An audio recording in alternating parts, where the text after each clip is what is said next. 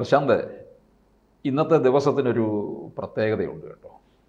എന്താണ് സാർ, ഇന്ന് ജൂൺ 3 അല്ലേ? അതെ, ജൂൺ 3 പരിസ്ഥിതി ദിനം ജൂൺ 5 ജൂൺ 5. അപ്പോൾ ജൂൺ 3 ഞാൻ മുമ്പ് കേട്ടിട്ടില്ല.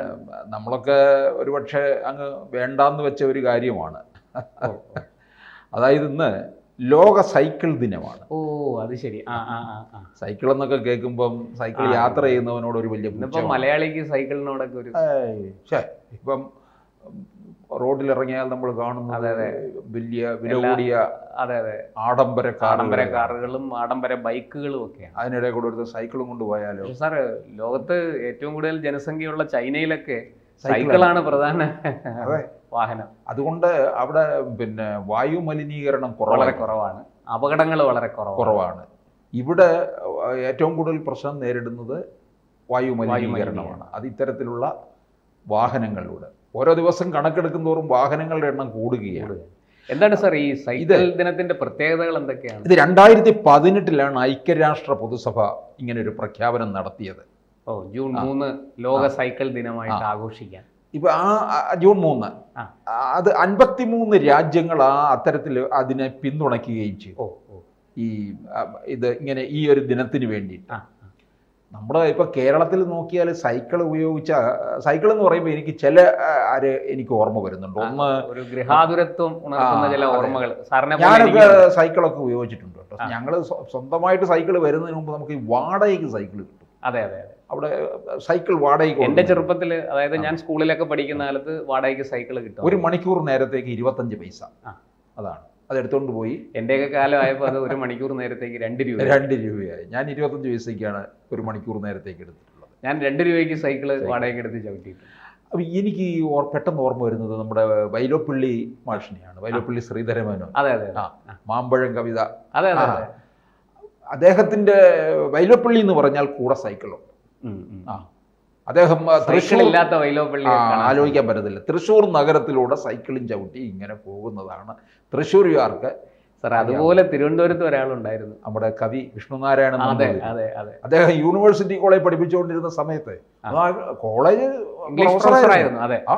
അദ്ദേഹം അവിടെ യൂണിവേഴ്സിറ്റി കോളേജ് കൊണ്ടുവച്ചിരുന്ന ഈ സൈക്കിൾ ആരോ എടുത്ത് മോഷ്ടിച്ചുകൊണ്ടുപോയി. ഞാൻ ഇപ്പോഴും ഓർക്കുന്നുണ്ട്. പിറ്റേ ദിവസം കേരള കൗമുദിയിൽ വാർത്ത, വിഷ്ണുനാരായണൻ നമ്പൂതിരിയുടെ സൈക്കിൾ മോഷണം പോയി. വലിയ ചർച്ചയായി. എന്നാൽ അദ്ദേഹത്തിന് സൈക്കിളിൽ അല്ലാതെ കണ്ടിട്ടില്ല. റോഡിൽ അദ്ദേഹം സൈക്കിൾ ഓട്ടി പോകുന്നത് ഒരു കാഴ്ചയാണ്. പ്രശാന്തേ, ഒരു കോളേജ് പ്രൊഫസറാ ചെല്ലുന്നത് സൈക്കിളിൽ. ഇന്ന് കോളേജ് അധ്യാപകർ വന്നിറങ്ങുന്നതോ വലിയ വില കൂടിയ കാറുകൾ. പിന്നെ എനിക്ക് എല്ലാ കാറുകളുടെയും പേരുകളൊന്നും എനിക്കറിയാം. BMW പോലും വന്നിറങ്ങുന്നവരുണ്ടാകും. വില കൂടിയ ആഡംബര കാറുകളിൽ വരുന്നിറങ്ങുന്നു. കോളേജിൽ എത്രയോ കോടി കൊടുത്താണ് കയറുന്നത്. ലക്ഷങ്ങൾ മാസം വാങ്ങിക്കും. പക്ഷേ വിഷ്ണുനാരായണൻ നമ്പൂതിരി എവിടെ നിൽക്കുന്നു? വിഷ്ണുനാരായണൻ നമ്പൂതിരിയുടെ അറിവും അദ്ദേഹത്തിന്റെ പാണ്ഡിത്യവും കേരളം മുഴുവൻ അദ്ദേഹത്തിന്റെ മുന്നിൽ. അത് ഈ വൈലോപ്പള്ളിയുടെയും വിഷ്ണുനാരായണൻ നമ്പൂതിരി, വൈലോപ്പള്ളി മാഷ് സ്കൂൾ അധ്യാപകനായിരുന്നു. പിന്നെ എനിക്കറിയാവുന്നത് പ്രശസ്ത വാസ്തുശില്പി ലാറി ബേക്കർ. അദ്ദേഹം നാലാഞ്ചിറ, നഗരത്തിലെ ഒരു സ്ഥിരം കാഴ്ചയായിരുന്നു അദ്ദേഹം സൈക്കിളിൽ പോകും. തിരുവനന്തപുരത്ത് നാലാഞ്ചിറയാണ് അദ്ദേഹം താമസിക്കുന്നത്. വൈകുന്നേരം അദ്ദേഹം സൈക്കിൾ എടുത്ത് ഒറ്റ കുതിപ്പുണ്ട്, ഇങ്ങനെ വരും പാളയത്തൂടെ വന്ന് ഈ ട്രാഫിക്കിന്റെ ഇടയിൽ കൂടെ സ്റ്റാച്യൂവിലൂടെ കണ്ടിട്ടുണ്ട്, തിരികെ പോകുന്ന ഞാൻ കണ്ടിട്ടുണ്ടെന്നുള്ള. നമുക്കതൊക്കെ വലിയൊരു കൗതുകമായിട്ട് തോന്നിയിട്ടുണ്ട്. ഇനിയുണ്ട് രാഷ്ട്രീയക്കാർ നോക്കിയാലേ. പ്രശാന്തിന് ആരെങ്കിലും ഓർമ്മയുണ്ടോ സൈക്കിളിൽ പോയ?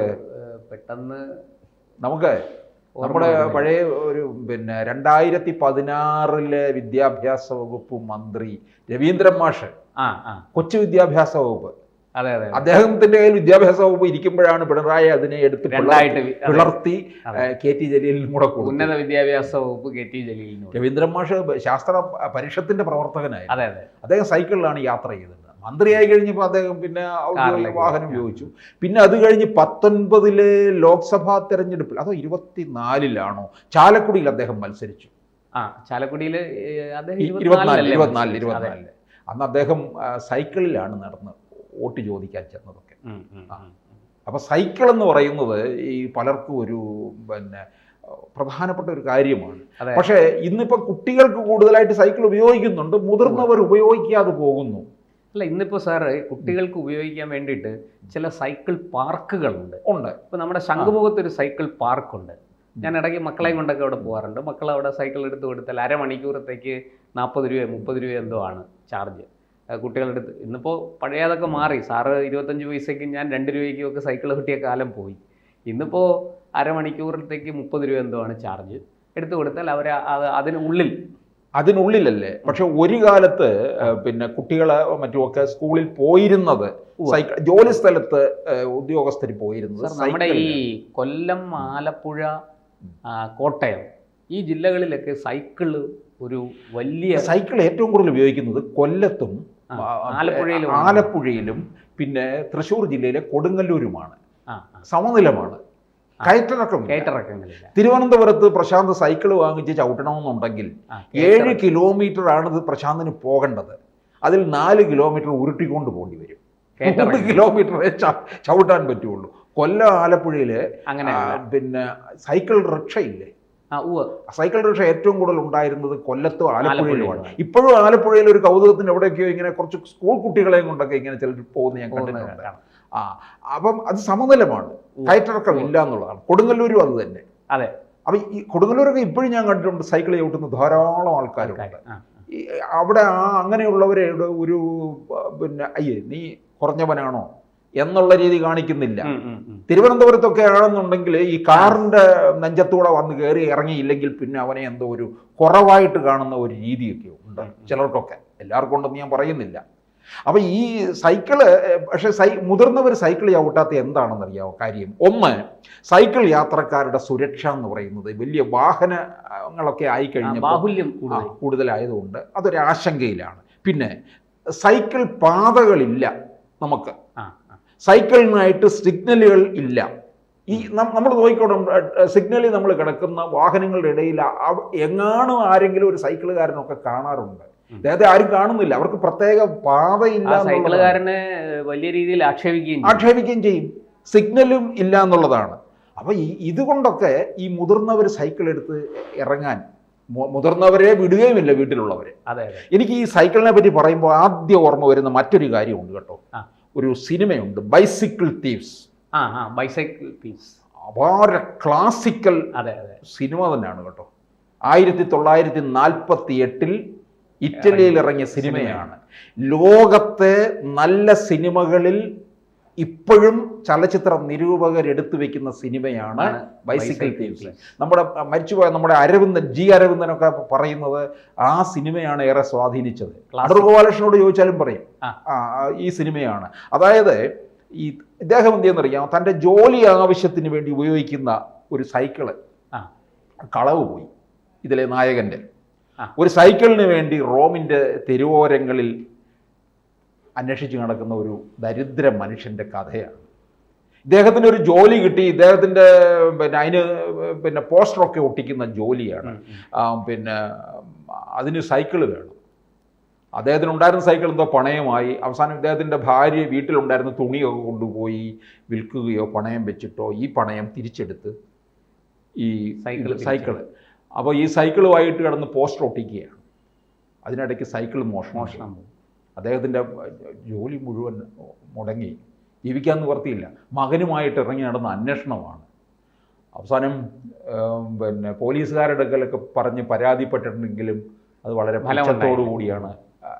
എന്നിട്ട് ഈ ലാസ്റ്റിൽ ഇദ്ദേഹം ഒരു കാര്യം തീർച്ചപ്പെടുത്തി. ഒരു വലിയ ഫുട്ബോൾ ഗ്രൗണ്ടിൻ്റെ അവിടെ ഫുട്ബോൾ നടന്നുകൊണ്ടിരിക്കുകയാണ്. ഗ്രൗണ്ടിൻ്റെ ഇപ്പുറത്ത് സൈക്കിളുകൾ ഇങ്ങനെ നിരത്തി വെച്ചിരിക്കുകയാണ്. അതിലൊരു സൈക്കിൾ എന്ന് എടുത്തുകൊണ്ട് പോയി. കഷ്ടകാലത്തിന് അതും പോലീസ് പിടികൂടി. ഇതാണ് അയാളുടെ കഥ എന്ന് പറയുന്നത്. ഈ ബൈസിക്കിൾ തീവ്സ് സിനിമ കാണുന്നവരുണ്ട്, കണ്ടിരിക്കണം.